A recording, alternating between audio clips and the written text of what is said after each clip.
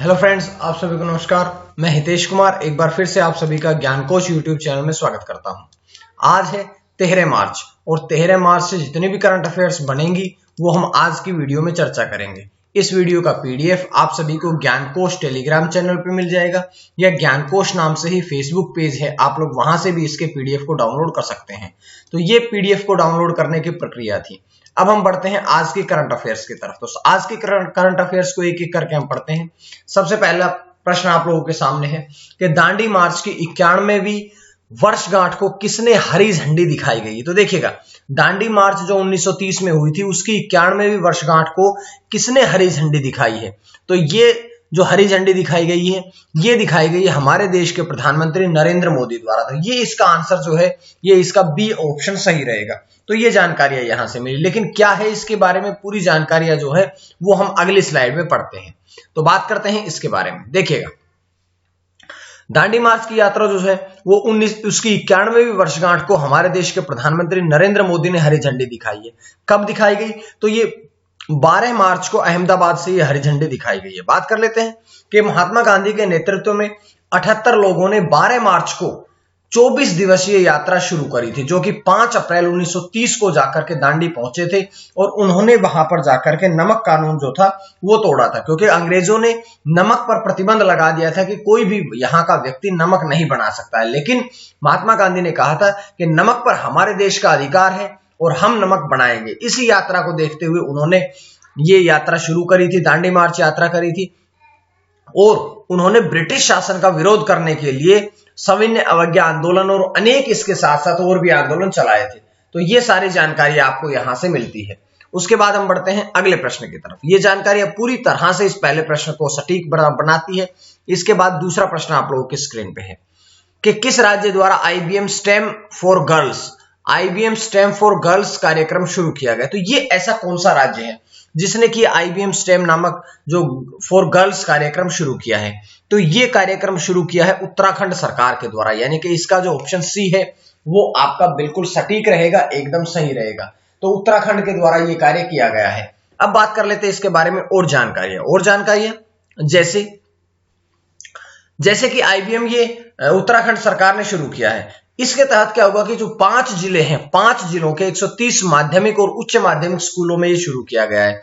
ये एक व्यापक दृष्टिकोण है जो कि तकनीकी क्षमताओं के साथ में जीवन और आत्मबोध कौशल का विकास करता है। तो ये इसके बारे में जानकारियां थी। लेकिन देखिएगा, आईबीएम ने शुरू किया है तो आईबीएम के बारे में थोड़ी बातें पढ़ लेते हैं। आईबीएम यानी कि इंटरनेशनल बिजनेस मशीन, ये इसकी हुई full form. International business machine जो है ये आईबीएम की होती है फुल फॉर्म। इसके बाद में बात करते हैं कि आईबीएम के वर्तमान में मुख्य कार्यकारी अधिकारी कौन है। तो मुख्य कार्यकारी अधिकारी यानी कि सीईओ कौन है?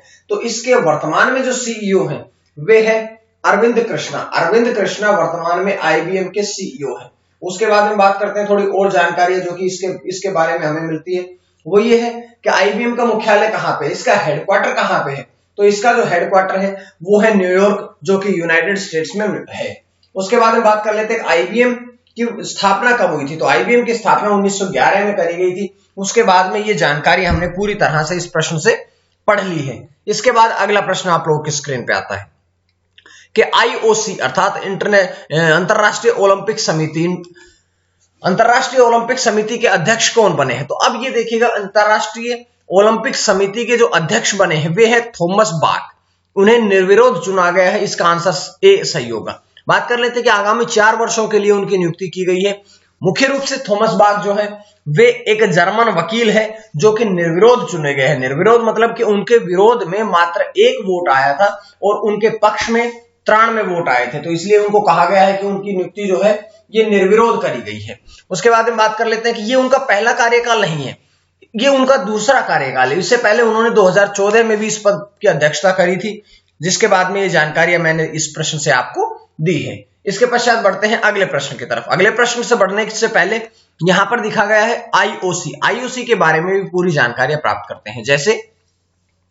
जैसे सबसे पहले तो आईओसी की फुल फॉर्म क्या है?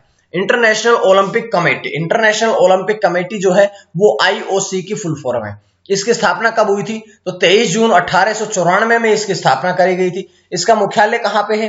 तो आईओसी का मुख्यालय जो है वो है लुसाने, स्विट्जरलैंड में।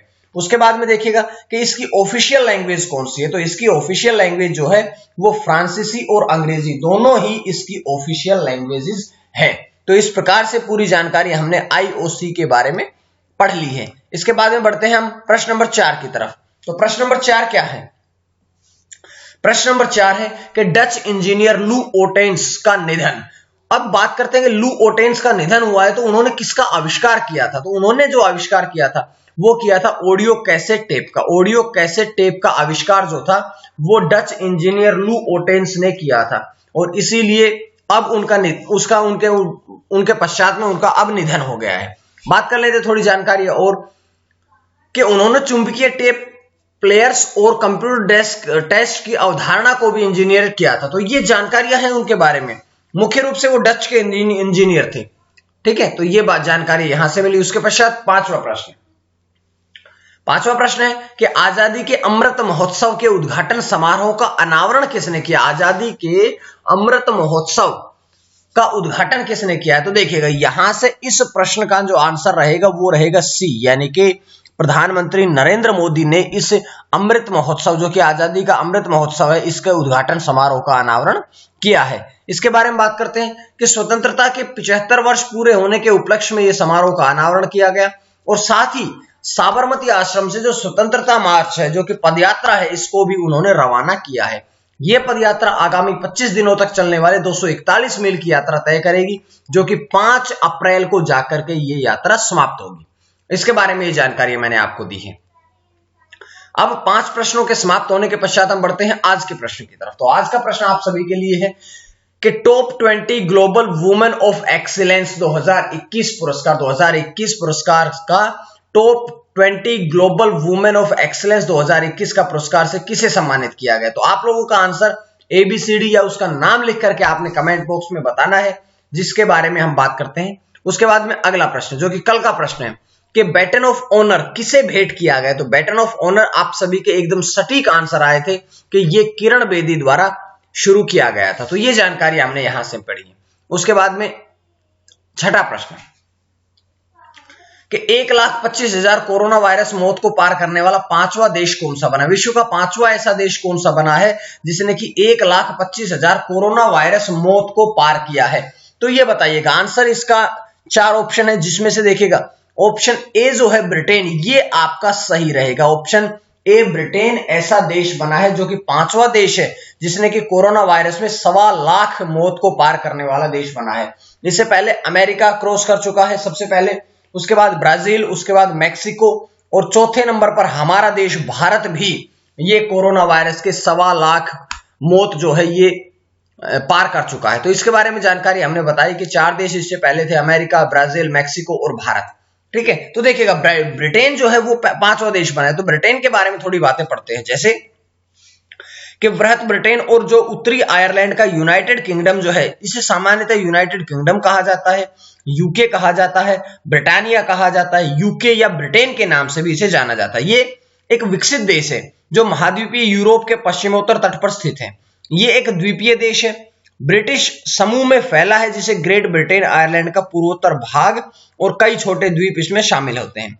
राजधानी की बात करें तो इसकी राजधानी है लंदन। इसकी राजभाषा कौन सी है? अंग्रेजी। इसके प्रधानमंत्री कौन है? Theresa May. और महारानी एलिजाबेथ द्वितीय जो है वो यहाँ की सम्राज्ञी है।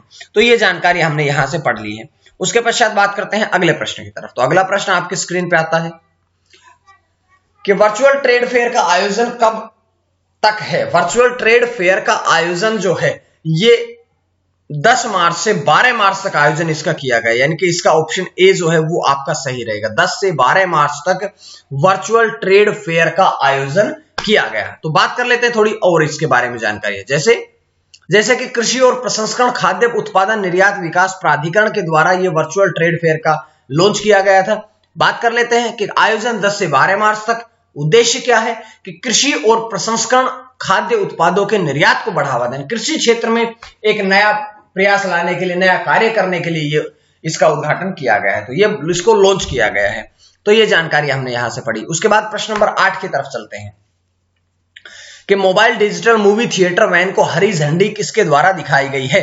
तो mobile digital movie theatre van जो है, इसको जो हरी झंडी दिखाई है वो दिखाई गई है पेमा खांडू के द्वारा। पेमा खांडू यानी कि ऑप्शन सी आपका सही रहेगा। अब देखिएगा यहां से जानकारियां जो मिलती है वो ये है कि पेमा खांडू जो है वो अरुणाचल प्रदेश के मुख्यमंत्री है जिन्होंने इन्हें हरी झंडी दिखाई है। बात कर लेते हैं कि उन्होंने कहां से हरी झंडी दिखाई, तो उन्होंने ईटानगर में डीके कन्वेंशन सेंटर परिसर में इसे हरी झंडी दिखाई। इसका उद्देश्य क्या है? तो इसका उद्देश्य है कि सरकार की नीतियों और कार्यक्रम के बारे में प्रचार प्रसार करना। इसका सरकार की जो नीतियां हैं, जो कार्यक्रम हैं, उनके बारे में पूरा प्रचार प्रसार करना ही इसका मुख्य उद्देश्य है।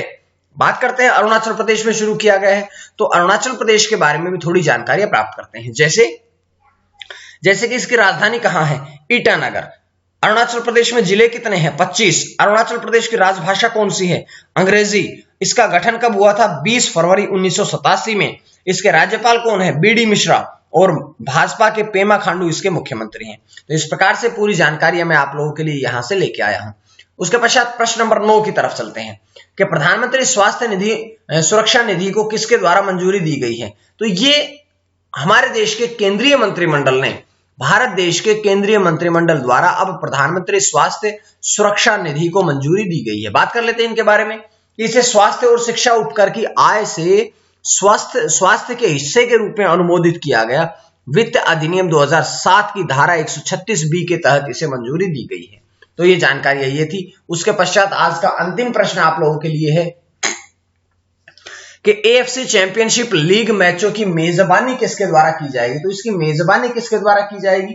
तो इसकी मेजबानी की जाएगी गोवा के द्वारा। गोवा यानी कि ऑप्शन बी।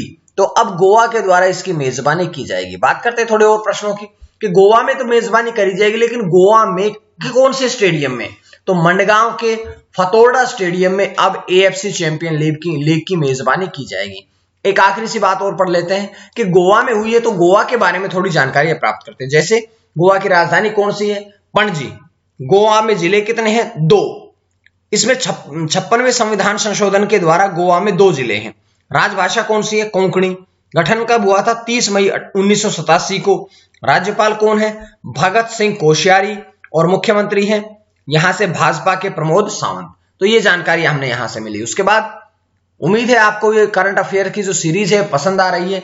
आप सभी के लिए अब प्लेलिस्ट बना दी गई है, और जो प्लेलिस्ट बना दी गई है आप यहां से और भी वीडियोस देख सकते हैं। उसके पश्चात बात करते हैं कि आज के लिए इतना ही। आपको अगर ये करंट अफेयर पसंद आ रही है तो ज्ञानकोश यूट्यूब चैनल को सब्सक्राइब करें और ज्ञानकोश यूट्यूब चैनल से जुड़े रहें। ज्ञानकोश टेलीग्राम चैनल को भी सब्सक्राइब कर लीजिएगा ताकि आपको और भी PDF और नोट्स मिलते रहें। तो आज के लिए इतना ही। मां सरस्वती की कृपा आप सभी पर बनी रहे। आप सभी का बहुत बहुत धन्यवाद।